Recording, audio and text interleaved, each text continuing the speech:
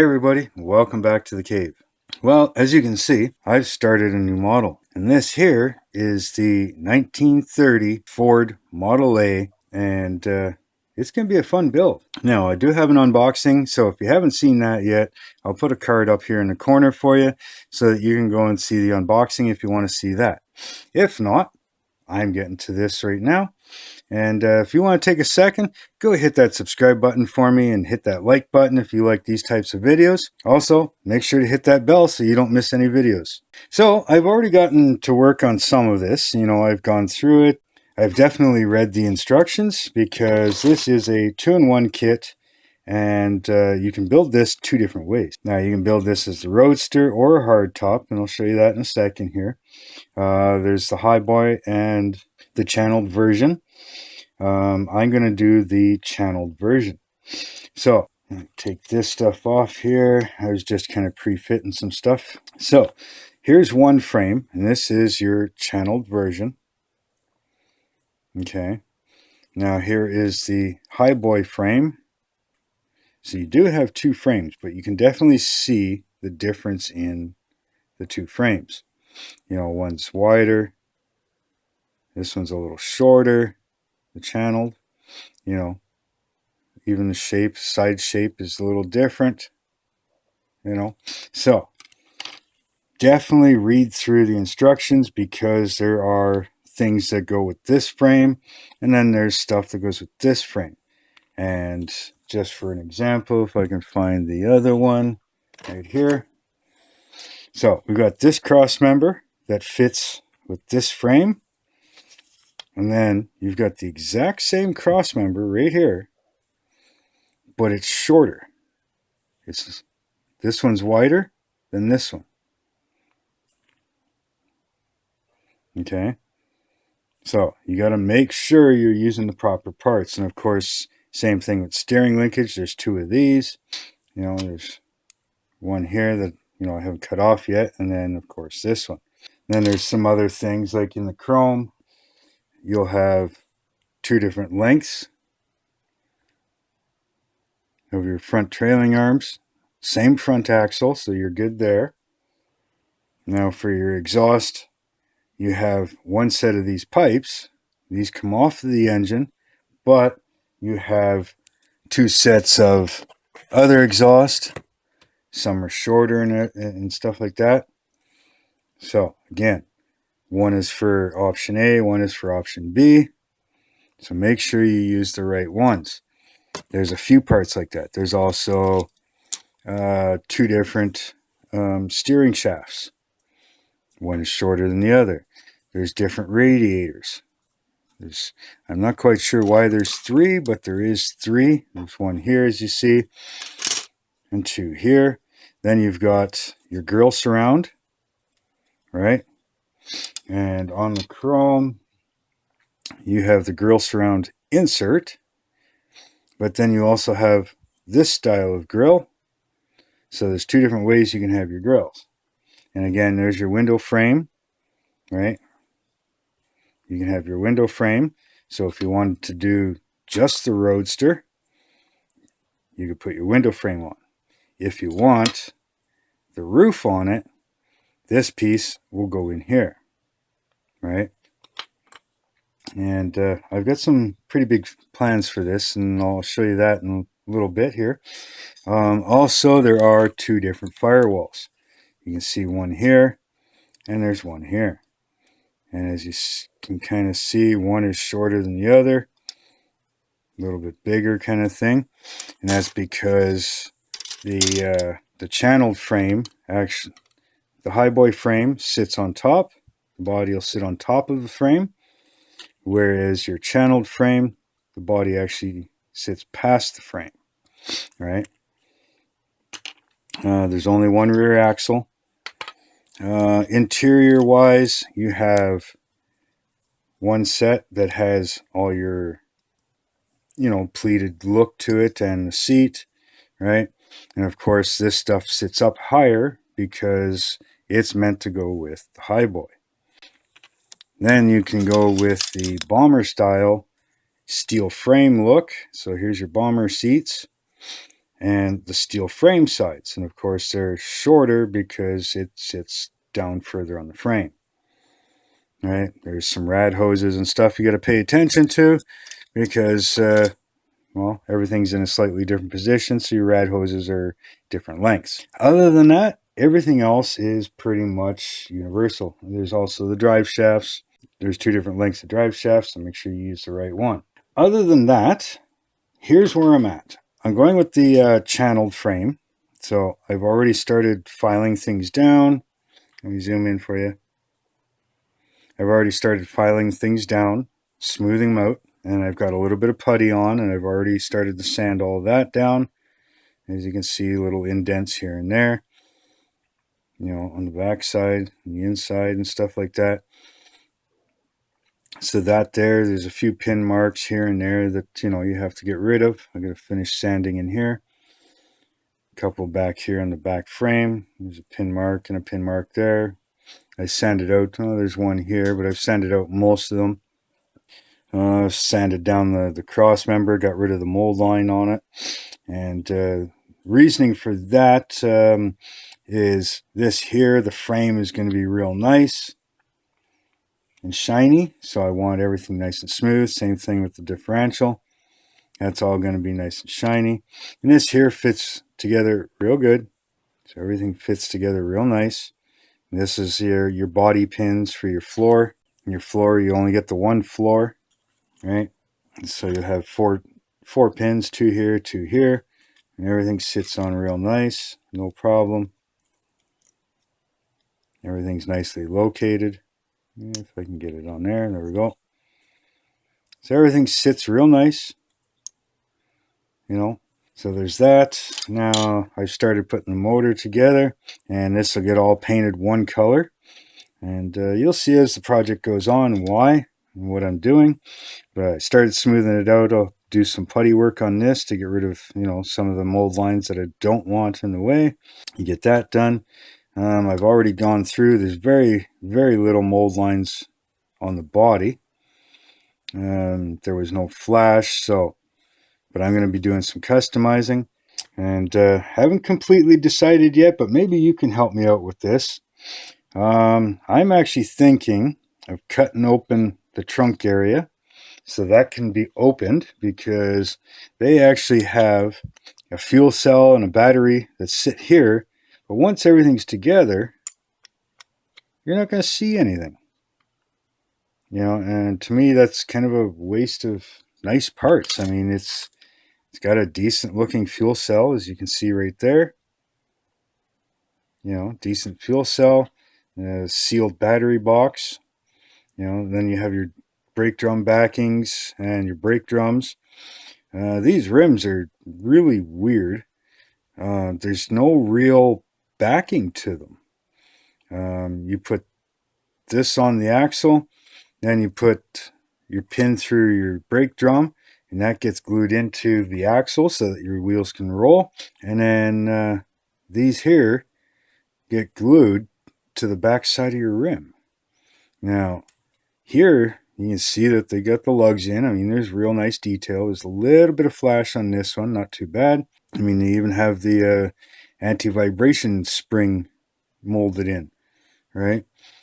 But with these 5 little pins sticking up, I mean, if you're going to glue these to the back of the rims, you're going to have to kind of cut those off so that it sits nice and flat against the back of the rim. And yeah, I'm not sure about that at all. I mean, it's got nice tires, but I am thinking of doing something different. Where's the other ones? These here, I mean, they're a nice tread on them. Let's see if we can get it to zoom focus there for you. Yeah. So they do have nice tread. There's no markings on them. You know, I haven't cut anything out. That's actually the way they come. You know, they're a little rough, but there's no markings on them whatsoever. There is a white wall decal that you can put on them. Here's the front tread. I mean, the tires are not the best, you know, molded stuff. I mean, they are usable, but again, they look a little rough, you know. And I got an idea that I'm thinking of. I think you're going to like. Just to give you a quick, what am I thinking? Well, so there's your back tires, right? Look at the size of that. Way, way better. You know, now I think, you take your body here because the tires stick out on the sides. And yeah, that looks pretty cool. Like you can even see how warped that tire is, right? I mean, it's, you can make it work, but I think this here would look way better. Now for the front tires though, I'm thinking of using these. Nice aluminum ones. Now, to be able to use these, I'm pretty sure I can't use those steel rims, but now there is some files I've gotten from a friend of mine, Devil Dog, and Miguel. He does some wicked work in Blender, and he's done up some rims and stuff like that. And I'm going to see if I can resize them for these tires here, because I think they're a little wider, but should be able to resize them. Shouldn't be a problem. And it might take me a couple tries, but then I'll 3D print them, and that should give me some nice back rims. If I can't get them to work with these tires, I may look at Ted's Model Garage online, and I'll put a link in the description for them. There's some nice spun aluminum wheels that I could get. They are $30 for the set of rims for them. So I don't know if I'll get those. I'll probably try to do my best to make some others work, because these ones here will not. They will not work, and I don't like the backing on these anyways. As far as the drums, I'll probably use them, but we'll see. Putting brake drums with these here, probably not the best thing. I could probably make it work, make it look good, but I'm thinking some sort of rotors and brake calipers would probably be better, and I may have to order up some photo etch brake rotors. So we'll see how that goes. That's not for a while yet. There's going to be a lot of work here. Okay, so as for the wheels, let me know what you think down in the comments. Should I use those big wider ones? Should I try to make these ones work? Let me know. I've got some time, but try not to be too long answering those, because you never know how fast I'll get this stuff done. Now, I am thinking of using the steel framework and the bomber seats, but I'm going to drill out all these little holes in here and stuff. I don't know if you can see that. You can see all the nice rivets and detail in there, but I might drill out all these little holes, just to give it a better look. And probably same thing underneath with these brackets. I may make my own, or just drill these out to make them look more like a steel bracket underneath. Now, again, like I was saying, thinking of cutting that out just so that I can see all this nice work, which means then I'd have to clean this up. You can see definitely all these injector pins and stuff like that. This stuff here is under the seat. These ones, if you were using the bench seat, you wouldn't see it. But using the bomber seats, you will definitely see these. So these have to get cleaned up. And the floor is textured a bit, so by cleaning that up, we're going to lose some of that texture. So I'm going to have to figure something out for that. Now, I'm also thinking of cutting out the doors. Now, the doors, they're not too bad to cut out, because it's a nice straight line. Here we'd have to cut across, one of the beams here, and of course one of the beams here, so that piece can be, inserted inside, like so. But the part that has to move with the door would still move with the door, right? Now, in doing so though, right, if I cut these doors out, they go from top to bottom. You see this here? They go from top to bottom. So if I cut that door off, well, The firewall completely comes free because, well, the door is holding it together, as well as if I cut the door here. So I'll end up with 4 pieces of this car. Get the back half, the front cowl section, and 2 doors. Okay. The roof portion, okay, if I glue this on first, which have great locating pins, as you can see, everything sits real nice. But if I cut the door and then go across and come down, if this is glued on, not as big a deal. It makes it very flimsy. So I'm going to have to make sure that I can put some sort of bracing in or something temporarily to hold everything into its right place so that I can make the doors open and close. Now, if you're doing the Roadster, you're kind of shit out of luck in that hand. You're just going to have to really be careful and really mark out a bunch of things so that you know where everything is going to sit. All right? So that when you go to glue everything back together, it's all sitting in the right spots. Now, to help with that, I could probably put the firewall in, and that'll help hold that, but it still doesn't solve the fact that once you cut these doors off, you're going to end up with, a bunch of pieces. Moving from there, I'd love to open these doors, but we'll see how it goes. Moving from there, I am thinking of chopping the top. Now, on these vehicles, it's actually quite easy because your pillars are practically straight up and down, right? And you're pretty much a square. You know what I mean? Like everything is very squarish, not like a new car where you have a sloped A pillar and a sloped C pillar, and once you try to chop it down, well, now you've also got to cut your roof down the center, right?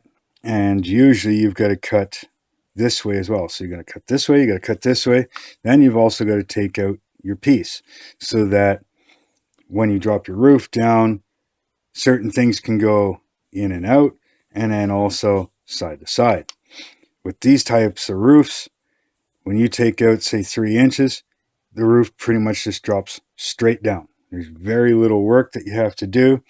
On a real car, we've had to do it where when you drop it down, you got to rework these corners a little bit right here just to get, everything nice. In the door frame is not a big deal because you miss your curves all the way around. Your back window is the same thing. Sometimes you got to rework these little curves depending on what year the vehicle is. This one here is a fairly square window, but some are rounded. And you have to remake that round section, make it look nice. So I am thinking of chopping this roof as well. So that's where I'm at. I've got mold lines out of here. There was some straight across, like all the way around, and one down the corners. I've got them smoothed out. I'll probably smooth out some of these injector pin marks inside here. There's some big circles. Fill them in with some putty. And I'm not sure if it would be easier to glue this on first, then chop my roof so that everything stays where it needs to be, or do it separately. And again, same thing. If I cut the doors open, obviously when I chop the roof, bottom half would stay with this door, and then the top half would have to be put back on. We'll see how it goes. This is the stuff I'm looking at doing. And if you like that type of stuff, again, hit that like button for me. So my next step is to putty up this engine, sand that down, get it ready for paint so I can primer this, and this. I probably won't prime this yet until I get at least the trunk cut out. And by then, hopefully I figured out if I'm going to cut these doors open or not. And if I am, how am I going to do it so that I can make sure that everything stays in its right spot? So I'm going to get back to this, and when I'm further along, I'll come back and I'll give you another update. See you in a few seconds. Okay, everybody, here's the deal. I recorded quite a bit more. Obviously, you can see that I've gotten a bunch done, but with this first clip, I'm already at, 19 minutes, and by the time I put this in there and my intro and my outro, all that stuff, I'm going to be way too long to be able to put anything else in. So I'm going to take all those other clips and I'm going to turn them into another video. So if you want to see how I get to this point with the roof glued on, the roof chopped, the trunk opening, you know, the hinges, the frame, motor, everything I'm done to it, what else I'm going to do to it, make sure you hit that like button, hit that subscribe button, hit that bell button, so you can get notified when I post the next video for this, which shouldn't be very far away. Also, down in the description, I've got links for my Facebook group, my Instagram. If you want to check them out, give them a follow so that you can get updates before I post videos. Also, down there, I do have my Patreon and my PayPal me if you decide that you want to try and give me some help doing these videos and buying these models and things like that so I can keep the content coming to you. So with all that said, next video will be coming out very shortly because I already have it recorded. And I guess until then, later.